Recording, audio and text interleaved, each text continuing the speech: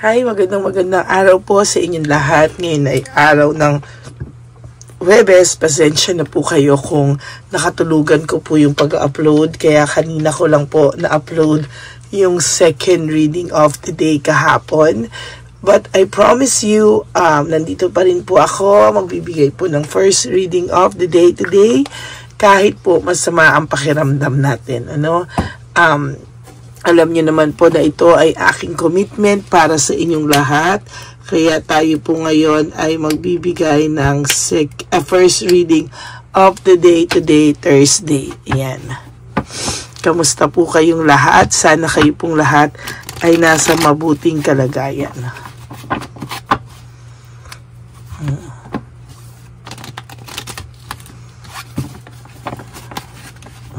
Ayan.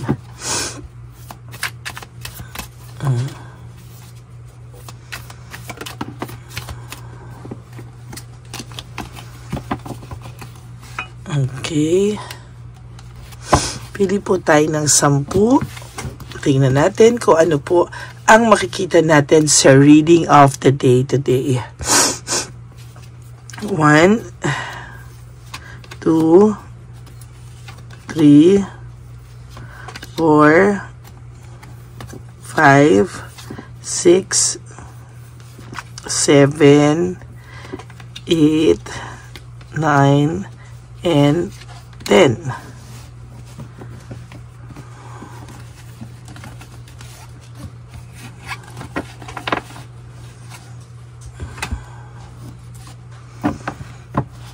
Dito din po, tingnan po natin kung ano po ang makikita natin sa ating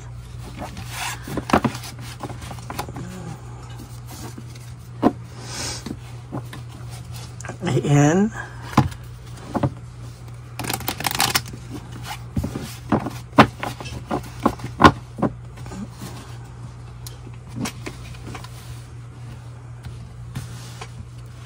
Pili po tayo ng 10. 1, 2, 3, 4, 5, 6, 7, 8, 9, and 10.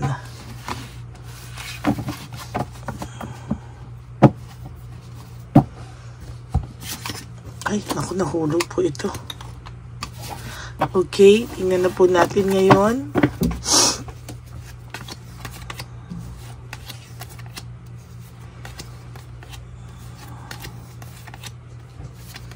Huwag niyo po ito i-skip kasi ito po ang nag-connect sa ating dalawa.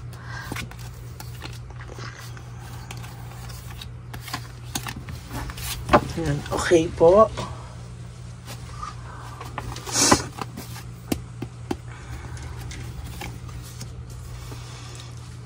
Katotohanan, this is all about truth and clarity.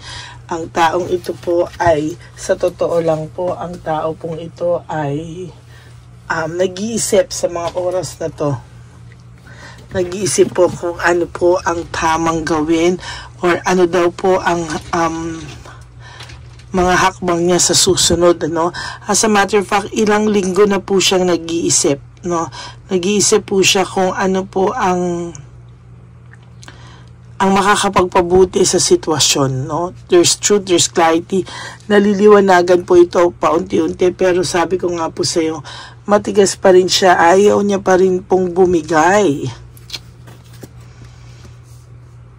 Hindi niya po sure kung mahal mo pa raw ba siya, Hindi na po siya sure kung ano ang pakiramdam mo sa kanya or kung mahal mo pa raw po ba ang taong ito.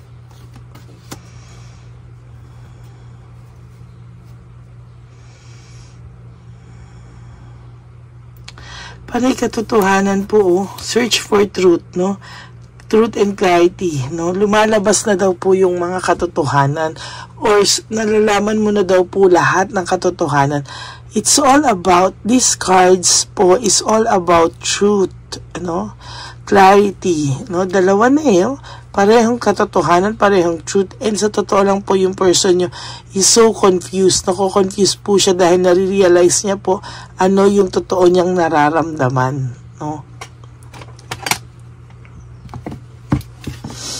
Ay, naku, kasi ang tigas-tigas niya. Alam na niya ang totoo na ikaw ang mahal niya, pero ayan, oh. Kagabi sa second reading po natin, lumabas po talaga na mahal ka pa ng taong ito, no? Pero ito ang katotohanan, eh, oh.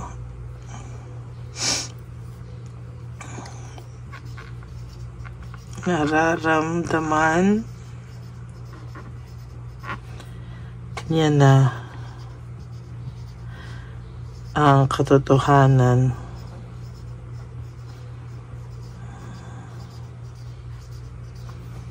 Sino ang talagang mahal niya?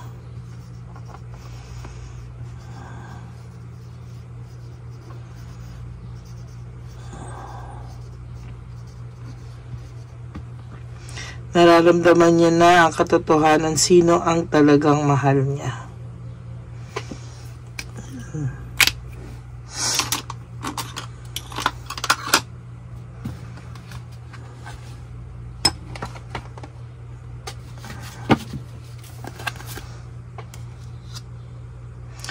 Pero matigas pa rin po siya, dinadivert niya pa rin po sa iba. Kasi parang ang feeling niya, kahit daw mahal ka niya, parang nagsawa daw siya, no? Parang nawalan kayo ng thrill, nawalan ng killing factor, kaya inakala niya po na hindi ka na niya mahal. Pero the truth is, mahal ka po ng taong ito. There's jealousy and self-centered. Sa totoo lang po, ang taong ito ay mahal ka, no? Mahal ka po ng taong ito at hindi niya po alam ano yung gagawin niya sa ngayon. There is this success sa part mo. Why? Kasi nare-realize po ng taong to na kahit na pinagtititiis ka niya, mahal ka po niya at hindi po niya kayang mawala ka. Nagsiselos po siya sa mga balita na hindi mo na siya mahal, nagmo-move on ka na, wala ka nang pakialam sa kanya. Ayaw niya po yung mababalitaan at ayaw niya po yung maririnig. As a matter of fact, yung success na yan ay because naiisip ka po niya palagi, na minimeditate ka po niya na sana po ay mahal mo pa rin siya. Tingnan mo po yung kandila natin, no? Very stable. Kung akala niyo po picture yan, no? Gumagalaw po ako, nagsasalita ako video. Napaka-stable po ngayon. Hindi tulad ng na talaga medyo magulo yung kandila. Very stable, meaning ang ganda ng pagkausbong ng kandila natin ngayon, ano? Parang may kapayapaan yung kandila natin. So somehow, mag-relax ka daw po kasi nare-realize niya po na ikaw talaga yung gusto niya. Kaya lang, for those of you, ayaw niyo na po siyang bigyan ng chance. Takot na kayo. Hindi ko kayo masisisi kasi talaga pong sa nakita ko dito, grabe po yung pain na talagang naramdaman mo from this. Out of touch, sa totoo lang po, hindi kayo nag-uusap or pwedeng wala kayong communication. Pero sabi ko nga po sa inyo, no, nalalaman po natin, no? Nalalaman po natin through dito sa baraha na kahit wala po kayong communication ay mahal ka pa din po nitong taong ito. Gusto niya lang po i-avoid yung conflict. Gusto niya lang din po gusto niya pong i-avoid yung conflict. Gusto niya lang din pong iwasan ka muna ngayon. Pero sa totoo lang po, ang nakikita ko dito ay talagang pawang katotohanan lang, no? Na nararamdaman niya po na may pagmamahal pa rin siya sa iyo. Ngunit sa lahat ng nangyari, wala na rin po siyang wala na rin siyang mukhang maiharap, no? Ano na rin siya, no? Parang ipit na rin siya sa mga kasalanan ginawa niya sa iyo. Kaya ayan po, no? Pero sa totoo lang po, kung sa pagmamahal at sa pagmamahal, mahal ka pa rin po talaga ng taong ito. Disconnected lang po kayo sa isa't isa ngayon at kaya ang naiisip po ng taong to is talagang medyo umiiwas po siya, no? Talagang blinak ka nitong taong to. Talagang pakiramdam mo po ay wala nang siyang pagmamahal sa'yo. Pero the truth is, mahal ka pa po ng taong ito. Wala nga po siyang direksyon eh. Oh. Nag-go with the flow lang talaga siya kasi parang inaano siya po, nag-surrender, no? Parang sinorender na lang niya na bahala na kung ano yung mangyayari. Parang natatawa na lang po ako kasi sinasabi ko sa inyo lagi na just surrender to the divine universe. Let go and let God write your love story. Sa maniwala ka at sa hindi, nagdadasal din naman po yung taong to na i-guide na lang po siya kung ano po ang pwedeng mangyari sa buhay niya dahil suko na daw siya. No? Suko na siya, kaya ang sabi niya, suko na siya, kayo na po ang bahala at pagod na rin daw siya sa mga kalokohan niya. Nangingiri naman siya ng tawad kay Lord nga lang, hindi nga lang po sa inyo because he has too much pride. Ayan, no? Sacrifice in martyrdom. Marami po siyang sinasakripisyo. Ay, ikaw, marami kang sinakripisyo. Halos naging martyr ka sa taong ito, no? Halos naging martyr ka sa taong ito. Kaya talagang sinasabi ko po na naiisip niya po lahat yon ngayon, no? Lahat po ng tiniis mo sa kanya, sinakripisyo mo, ngayon po naiisip niya lahat yan, no? There's heartbreak, suffering, and grief.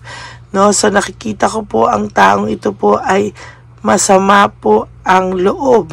No, parang ang pakiramdam niya po ay siya pa po yung biktima, no, na nasaktan mo. Alam naman po niya nasaktan ka niya. Pero parang sa kanya, ikaw po rin pa rin ang sinisisi nito. Maybe this person has narcissistic attitude or isa siyang narcissist, no? Na kahit na anong ginawa niya, ang pakiramdam niya pa rin siya yung biktima at hindi siya aamin sa ilang kasalanan, ikaw pa rin po ang palalabasin niyang may kasalanan. Somehow, may pagka-immature pa rin ang taong ito, no? At talagang sa oras na to para siya nagpapakabinata or nagpapakadalaga. This is very immature. Medyo may pagka-rude, ano? Naging rude na po kasi siya sa iyo sa mga huling part ng relationship nyo. Kaya hindi niya rin po alam paano niya aayusin ang lahat ng ito sa ngayon. Yan, no? Gusto niya pong kuhanin yung control. Gusto niya po ulit kuhanin yung control sa relationship nyo or sa'yo, pero hindi na po niya magawa. May failure po akong nakikita dito, no? Sa nakikita ko po ngayon, feeling niya po lahat ng gawin niya is all about failure. Nahihirapan na din po siya, hindi na rin po niya alam ang gagawin niya kasi sa nakikita niya po, lagi po siyang failure sa mukha at sa harap ng ibang tao. Pati po sa sarili niya, hindi rin po niya alam kung paano pa siya makakabangon from this.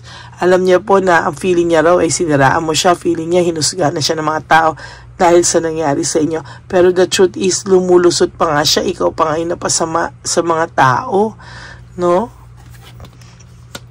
There's panic, no? May pagpapanik po ako sa nakikita dito kahit papaano, no? Nagpapanik po ito pag nakikita niyang hindi mo na siya mahal. Nag-i-slow daw siya, naglalaylo siya. Talagang nakakabalita siya ng kung ano-ano sa iyo. This person might stalking you din, no? Wala po siyang tamang ginawa. He is very confused right now. Gulong-gulo po ang taong ito sa ngayon.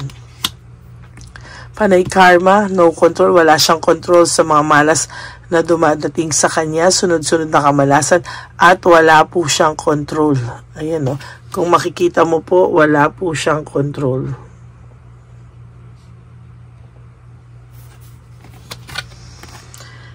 And last but not the least, pinagsisisihan niya rin po ang nangyari sa inyo at ang pag-iwan niya sa iyo. Ngunit hanggang ganyan lang po ang pakiramdam niya sa ngayon. Parang wala po siyang initiative. Hindi po ako nakakita nagagawa ito ng initiative, no, para tamain lahat ng kanyang problema.